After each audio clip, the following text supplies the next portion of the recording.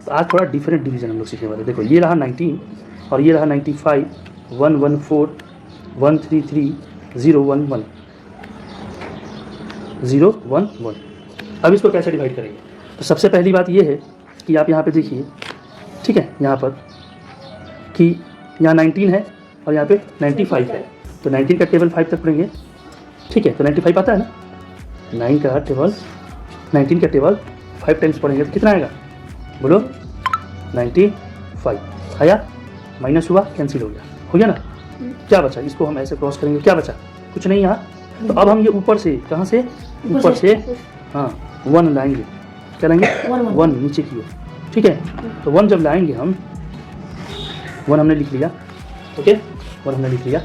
फिर क्या 19 के टेबल में 1 आता है?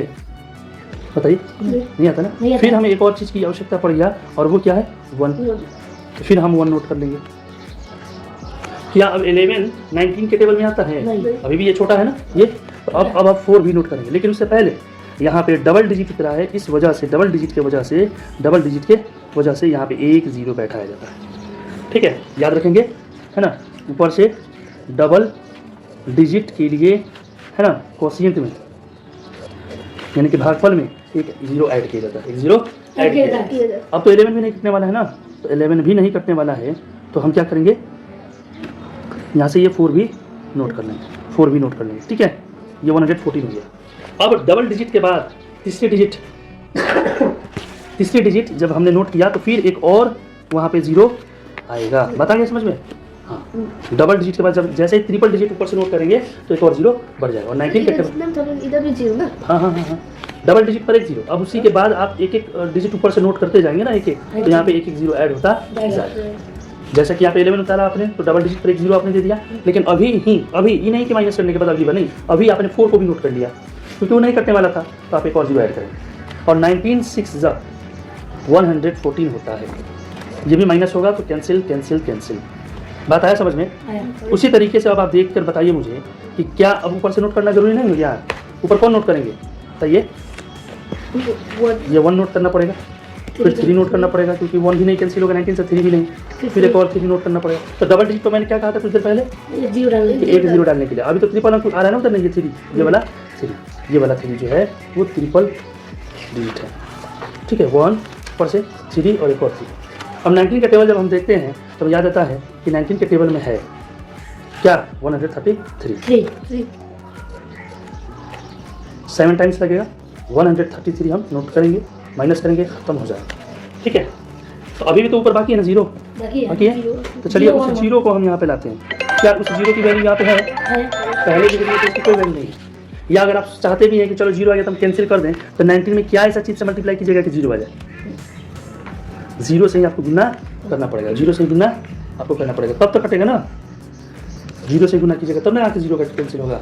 ऐसे आना नहीं, तो आपको कैंसिल नहीं भी करना है तो डायरेक्ट वो 0 यहाँ ना नोट करके सीधे वहाँ पे आप लिख सकते हैं, ठीक है, वहाँ पे आप लिख सकते हैं। बता रही समझ में? ये जो 0 है ना वो डायरेक्ट उधर आप डायरेक्ट कोशिएंट में यहाँ से उठा के ले जाके डाल सकते हैं। बचा 1 डायरेक्ट आया, कोई बात नहीं, ये नहीं कटेगा 19 से, तो फिर एक 1 आएगा यहाँ पे, 1 11 हो गया। क्या 11 के टेबल 19 के टेबल में 11 है? नहीं है ना, नहीं है, इससे कम भी नहीं है, 11 से कम, और ये डायरेक्ट ऊपर से शेष भी आया रिमाइंडर। तो डबल अंक उतरने की वजह से एक 0 बढ़ जाता है, डबल अंक उतरने की वजह से भी एक 0 यहाँ पे बढ़ जाता है, ठीक है। दूसरी बात, डायरेक्ट रिमाइंडर उतरने की वजह से भी एक 0 लगाएंगे, डायरेक्ट ऊपर से रिमाइंडर उतार देंगे तो एक 0 बैठ जाएगा। इस तरह से हम डिवाइड करेंगे। और अब हम करेंगे जांच। क्या करेंगे? जांच की हमारा राइट है या रॉन्ग है, बताइए समझ में? राइट या रॉन्ग, क्या करेंगे? जांच करेंगे।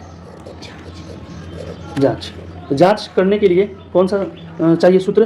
तो जांच करने के लिए कौन सा सूत्र से? तो विभाजन सूत्र, उसका फॉर्मूला है विभाजन सूत्र का, यानी कि डिवीजन रूल है कि